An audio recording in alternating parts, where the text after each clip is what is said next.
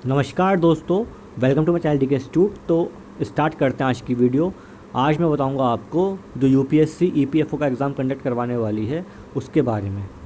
तो यूपीएससी ने जनवरी के आसपास जनवरी 2020 में एक निकाला नोटिफिकेशन कि वो ईपीएफओ संस्था के लिए भर्ती करेगी, जिसमें वो एनफोर्समेंट ऑफिसर और अकाउंट ऑफिसर्स की भर्ती करने वाली है। ठीक है, बट ड्यू टू कोविड-19 ये एग्ज़ाम पोस्टपोन्ड हो गया, आप सब जानते हैं, और इसकी नई डेट आ चुकी है एग्ज़ाम की। इस वीडियो में बताऊंगा मैं आपको कि ये नई डेट क्या है और हमें किस तरीके से इस एग्ज़ाम की तैयारी करनी है। चलिए वीडियो को स्टार्ट करते हैं और वीडियो एंड तक देखना, सारी बात आपको मालूम चलेंगी, जिससे कि आपका जो डाउट है वो क्लियर होगा इस एग्ज़ाम के प्रति। तो दोस्तों, जो ईपीएफओ एग्ज़ाम है, ईपीएफओ एग्ज़ाम देने के बाद जो आपको पोस्ट मिलेगी एनफोर्समेंट ऑफिसर या अकाउंट ऑफिसर की, तो आप कहाँ पर बनेंगे? तो ईपीएफओ एक संस्था है जिसका फुल फॉर्म है एम्प्लॉय प्रोविडेंट फंड ऑर्गेनाइजेशन। हम जानते हैं कि जो कोई भी कंपनी होती है तो उसके अंदर एम्प्लॉयज़ काम करते हैं।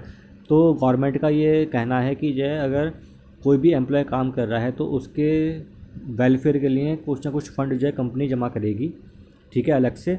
तो उसका ही जो मैनेजमेंट है वो ये संस्था देखती है, ईपीएफओ। ठीक है, ये एग्ज़ाम जो यूपीएससी कंडक्ट करती है। यूपीएससी भी एक सेंट्रल गवर्नमेंट ऑर्गेनाइजेशन है जो डिफरेंट एग्ज़ाम्स कंडक्ट करते हैं, लाइक एनडीए, सीडीएस, यूपीएससी का सिविल सर्विस एग्ज़ाम जो होता है, तो ये भी यूपीएससी एग्ज़ाम कंडक्ट करती है। अब जो आपको जॉब मिलने वाली है दोस्तों, वो जो है वो group B non ministerial post है। ठीक है, जो जॉब होती हैं सेंट्रल गवर्नमेंट में वो दो टाइप की होती हैं। एक तो मिनिस्ट्रियल, मतलब कि जो जॉब होती हैं फाइल वर्क वाली, ठीक है ना, और दूसरी होती है नॉन मिनिस्ट्रियल, जिसमें जिसमें फील्ड वर्क होता है। तो ये जो आपको जॉब मिलेगी that is non ministerial job. ठीक है, सेंट्रल गवर्नमेंट की जॉब है ये। अब ये ईपीएफओ जो संस्था है ये ministry of labour and employment के अंदर आती है। ये सब चीज़ें ज़रूरी जाननी क्यों है? क्योंकि जिस जो एग्ज़ाम आप देने जा रहे हो आपको मालूम होना चाहिए कि आखिर वो किस मिनिस्ट्री के अंदर है, हम कहाँ जा रहे हैं, कहाँ नहीं जा रहे हैं। तो ये सब चीज़ें आपको मालूम हो, इसलिए मैंने ये बता दिया आपको। जो वैकेंसी रिलीज़ की गई है इस एग्ज़ाम के लिए वो 421 वैकेंसीज़ हैं। दोस्तों, ये वैकेंसीज़ बहुत ज़्यादा हैं। ठीक है, लास्ट ईयर अराउंड 150 के आसपास वैकेंसीज़ आई थी, उसके मुकाबले इस बार वैकेंसी बहुत ज़्यादा आई हैं, 421 वैकेंसीज़ हैं। और काफ़ी बच्चों ने ये एग्ज़ाम का फॉर्म भी भरा है। अराउंड 5 लाख के आसपास इस एग्ज़ाम के लिए फॉर्म भरा गया है इस साल। ठीक है, तो दोस्तों, जो एग्ज़ाम डेट है, जिस दिन एग्ज़ाम होगा, वो है 9 मई 2021, 2021 को 9 मई को एग्ज़ाम होना है। एक दिन ही एग्ज़ाम होगा ये। तो ध्यान रखिए, ये जो डेट है ये लॉक कर लीजिए अपने माइंड में, जिससे कि आपको आइडिया रहेगी जो कि आपको कितना प्रिपेयर करना है, आपके पास कितना टाइम है, और आप अच्छे से प्रिपरेशन कर सकें एग्ज़ाम के लिए।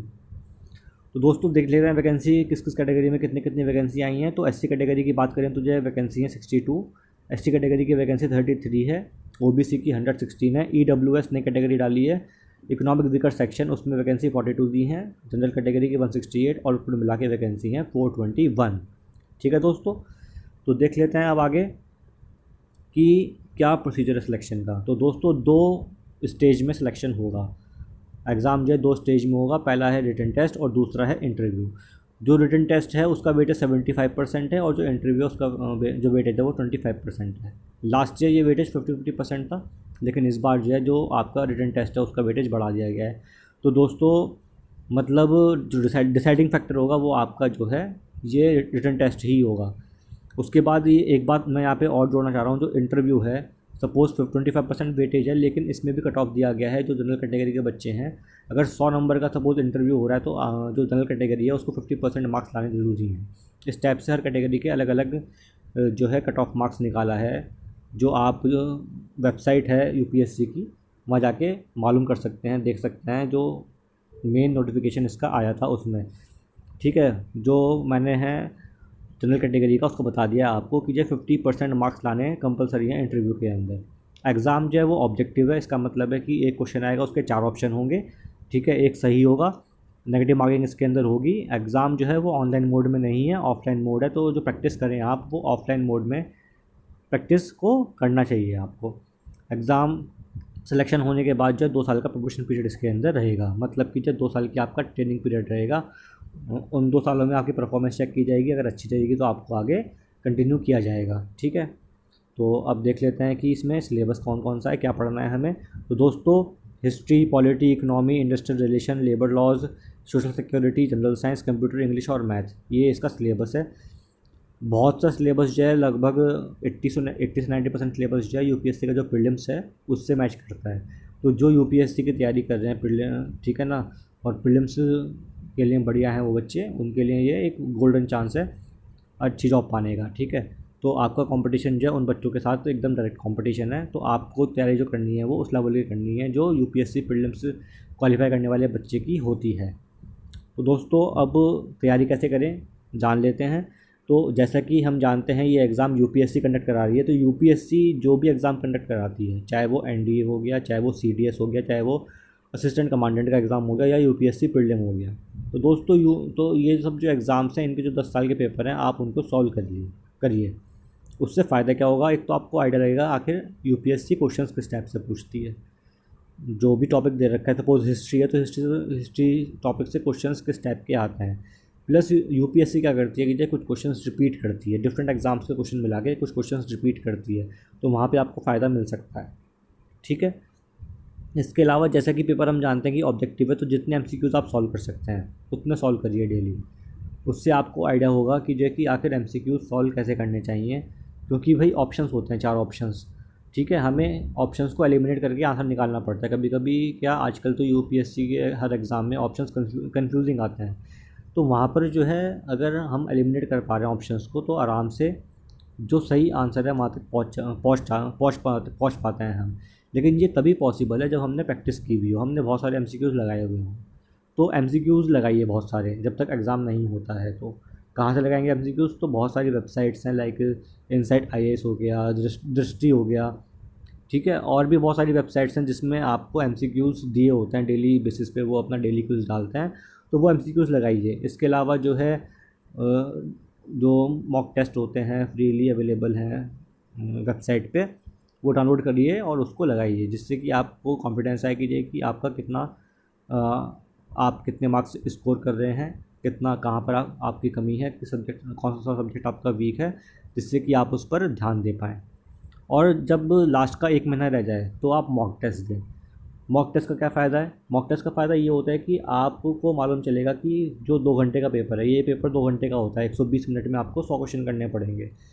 तो जो 2 घंटे का पेपर है, तो आप क्या 2 घंटे के अंदर 100 क्वेश्चन कर पा रहे हैं, नहीं कर पा रहे हैं, तो आपका जो एक्यूरेसी है, मतलब 100 में से कितने क्वेश्चन आप सही कर पा रहे हैं, कितना आपका स्कोर आ रहा है, कौन से क्वेश्चन आपको छोड़ने हैं, कौन से अटैम्प्ट करने हैं, ये सब चीज़ें मालूम चलती हैं हमें मॉक टेस्ट से। तो मॉक टेस्ट दीजिए, 2 घंटे के अंदर ही उसे आपको कंप्लीट भी करना है। ठीक है, तो एग्ज़ाम से पहले ये 1 महीना आपको करनी है एक्सरसाइज मॉक टेस्ट देने की। इससे आपके अंदर कॉन्फिडेंस आएगा और आपको चलेगा पता कि आखिर एग्ज़ाम में मुझे किस सेक्शन पे फोकस करना है, कितने क्वेश्चन अटैम्प्ट करने हैं, कौन से क्वेश्चन छोड़ना है, कौन से क्वेश्चन मुझे करके आना है। ठीक है दोस्तों, तो ये स्ट्रैटेजी है इसकी। उम्मीद करता हूँ कि आपको समझ में आया होगा कि देखिए आखिर इस एग्ज़ाम के लिए हमें कैसे तैयारी करनी है। बुक्स की अगर बात करें तो जय दोस्तों, जो भी मार्केट में बुक आपको मिले यूपीएससी ईपीएफओ की प्रिपरेशन कराने के लिए, ठीक है, अरिहंत की बुक आती है, आप वो ही परचेज़ कर सकते हो।